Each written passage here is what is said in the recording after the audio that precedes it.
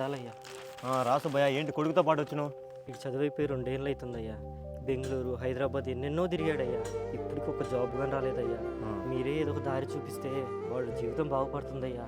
10 లక్షలు తీసుకోరా, 4 రోజుల్లో నీ కొడుకు జాబ్లో జాయిన్ అవుతాడు. లేదంటే మీ ఇష్టమే ఇంకా. అయ్యా, మీకు ఓటేసి గెలిపించింది ఎందుకా అయ్యా? అదేంటి సుబ్బయ్య, నువ్వు నాకే ఓటు వేసావని గ్యారంటీ ఏముంది?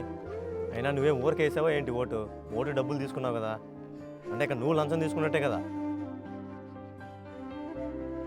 నువ్వు ఓటు అమ్ముకుంటే లేనిది నేను జాబ్ అమ్మితే వచ్చిందా సుబ్బయ్య? ఆ రోజు నువ్వు చేసింది కరెక్ట్ అయితే ఇప్పుడు నేను చేసేది కూడా కరెక్టే.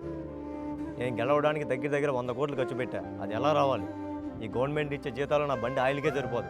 ఇంకా నాకేంది మిగిలేదు వచ్చు. ఇది వ్యాపారం సుబ్బయ్య, దీనిలో చాలా ఉంటాయి, నీకు తెలియదు ఇంకా.